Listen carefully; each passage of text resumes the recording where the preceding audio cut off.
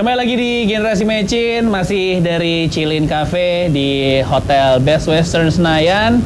Saya udah kedatangan satu orang narasumber lagi di sini. Sudah ada Ibu Eni dari Ekonom IDEF. Halo Ibu Eni. Nyoblos Bu, masih ada tinta ungunya? Waduh, pasti dong. Masih ya? Ini negara-negara yang baik. Oh, bagus. Kita minum dulu Bu Eni. Ini ada minuman dari Chill Out Cafe. Ini apa lagi nih Mbak menunya Apa lagi nih? Blue Kakao. Blue Kakao. Dari fresh milk dan simple syrup. Wow, oke. Siap. Pas. Dan untuk snacknya ini jajanan favorit kami. Apa nih? Ini namanya kue silam singkong. Kue silam. Wah, oke. Dari namanya aja sudah ini, Mas. Kue silam ya. Wah, ini Indonesia sekali ya. Ini apa nih? Namanya pisang goreng. Pisang goreng. Ini Indonesia sekali. Pisang goreng keju. Oke. Pisang goreng jadi naik kelas karena dikasih keju. Betul. Ya. Terima kasih ya, Mbak. Terima kasih. Tadi saya Bu Eni udah sedikit ngobrol sama Mas Danung. Iya. Kita tadi kepotong di statement Pak Prabowo di debat terakhir. Iya. Katanya Indonesia kalau ekonomi maju kita harus mencontoh negara Cina yang berhasil menekan kemiskinan selama 40 tahun terakhir. Iya. Emang segitunya Bu negara Cina untuk dijadikan referensi sama Indonesia? Kan belajarlah sampai ke negeri Cina. Oh, iya benar. Itu suci benar, loh ya. Hadis Nabi. Iya. Jadi cuman kadang kita itu pengennya kan apa-apa itu pengennya instan. Pengennya yang kita lihat itulah yang harus kita peroleh gitu kan. Padahal kita lupa misalnya Mas Patra untuk jadi host yang setenar ini itu kan belajarnya juga panjang gitu kan.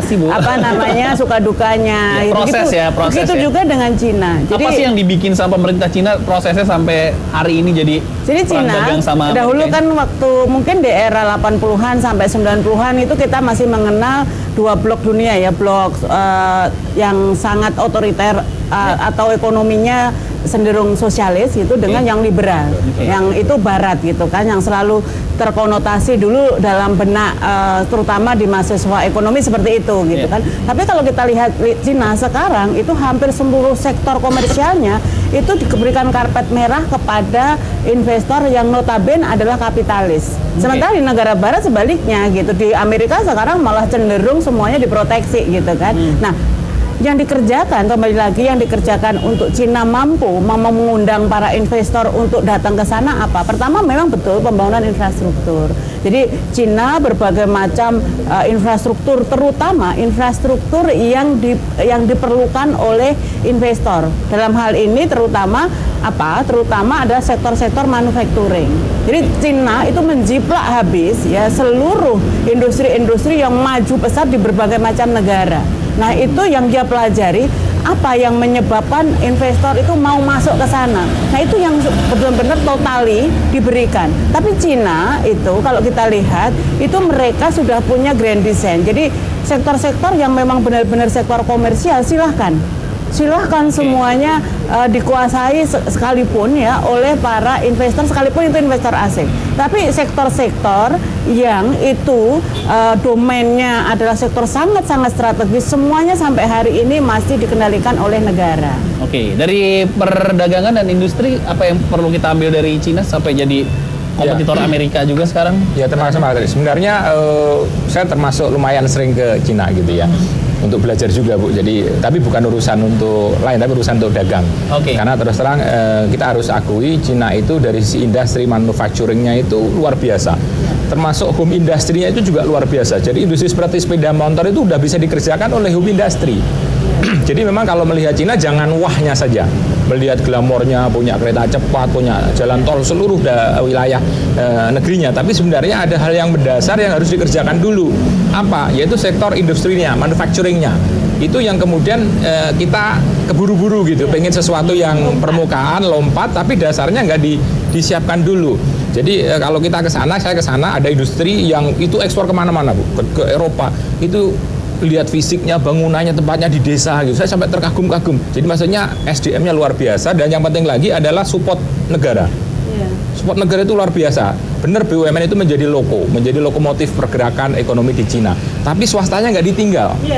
Jadi swastanya ngikut, begitu udah gede, kemudian swastanya akan loncat maju sendiri langsung ke pasar internasional. Tapi yang penting adalah bagaimana ada keperpihakan dan roadmap yang jelas, boleh BUMN. Sekarang kan kita mengenal sinergi BUMN gitu. Tapi jangan sampai kemudian hanya menjadi monopoli, hegemoni, akhirnya tidak kompetitif ekonominya. Iya, jadinya tidak ada kompetisi. Ya. Kata kuncinya. Jadi kalau kita melihat frekuensi 5 itu justru itu yang diterapkan di Cina itu adalah yang namanya agent of development yang harusnya diperankan oleh BUMN kita. Jadi BUMN kita, sinergi BUMN itu bukan sinergi di antara BUMN. Jadi sinergi BUMN itu sinergi BUMN dengan seluruh stakeholder, terutama dengan swasta gitu loh. Jadi dan koperasi mungkin?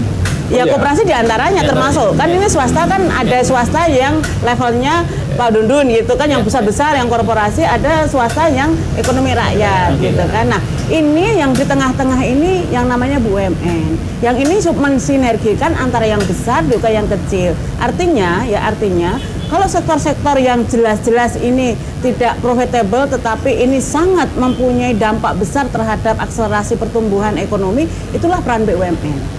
Nah, sehingga swasta tetap akan menarik. Karena kan bisa jadi apa yang dilakukan BUMN itu hanya sebagai food getter namanya, sebagai pemancing. Nah, jangan malah yang terjadi monopoli. Ini semuanya dikerjakan oleh BUMN. Sehingga daya saingnya juga jadi agak kurang ya kalau udah mulai monopoli kan kemudian tidak ekonomis, tidak efisien gitu kan. Karena semua dipegang oleh satu pihak saja. Jadi kompetisinya menjadi sangat tidak sehat. Nah, itu yang seharusnya dihindari. Saya juga sebenarnya ingin mengkritik sinergi BUMN itu sebenarnya gimana sih? Kalau hanya bikin holding kemudian semua dikerjakan holding ini. Dan yang lucu sekarang di dalam sinergi BUMN itu jangankan sinergi dengan swasta, di sinergi di antara BUMN aja belum selesai gitu.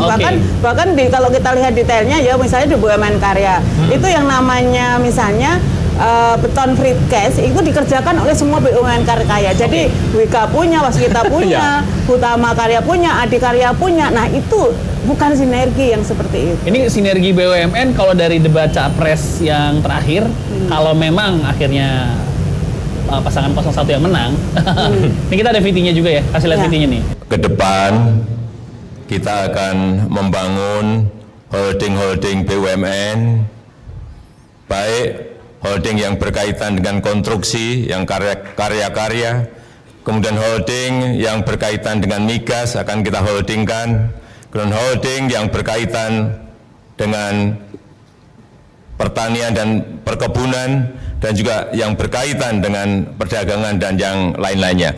Artinya nanti akan ada holding-holding yang di atasnya akan ada super holding. Seberapa penting sih super holding? Apa perlu kita sampai bikin super holding? Mungkin dari Mas Dan. Ya, jadi kan gini, kita dalam bernegara kan ada dasarnya. Kita punya Undang-Undang Dasar 45, pasal 33. Di situ dinyatakan jelas pelaku ekonomi ini ekonomi yang lebih paham. Tapi yang kita pahami bahwa di situ memang ada badan usaha milik negara, ada swasta, kemudian ada koperasi. Nah, kalau kita melihat nggak tahu sejak kapan-kapan, memang tidak akhir-akhir ini dua ini menjadi agak terbengkalai.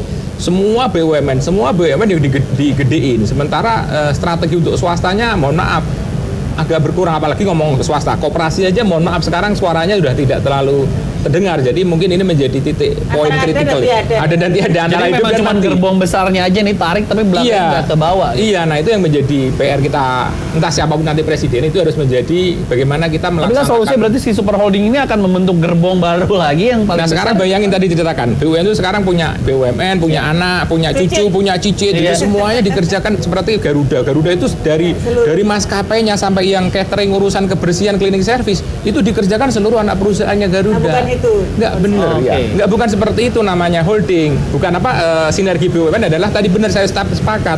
Kita ngomong sinergi BUMN adalah seharusnya bukan sinergi BUMN, tapi Indonesia Incorporated.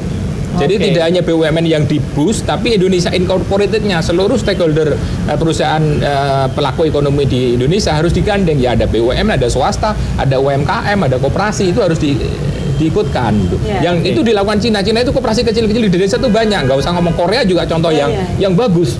Jadi makanya industri kecil-kecil itu mensuplai BUMN ini juga. Yang nggak selalu sih. Artinya begini, ini kan yang kita selalu lupa, dalam perekonomian itu seperti bangunan kan, ada sokoguru. Ya. Nah, sokoguru itu yang paling kuat itu kalau dia sama-sama proporsional kuat gitu. Jadi kalau misalnya ada satu sokoguru yang kuat sementara yang lemah, sudah pasti bangunan itu akan Ya. rentan gitu kan. Nah, itu yang harus kita bangun ke depan. Artinya kembali lagi super holding BUMN tentu diperlukan. Tetapi yang menjadi titik krusialnya adalah konsep super holding yang mau dibangun itu seperti apa. Oke, konsepnya Nah, memang belum segitu jelas nih. belum Oke, kita- sampai hari ini masih menjadi perdebatan. Mudah-mudahan bisa segera dijelaskan karena hasil pemilu juga sudah mulai ya. Mulai bisa Ini dispekulasikan. yang harus saya gitu. koreksi ya. Iya. Sebenarnya kita itu terlalu menempatkan pemilu itu selalu kayak sebagai momok atau sebagai Titik, yang titik. sangat Iya. penentu hidup mati kita, enggak.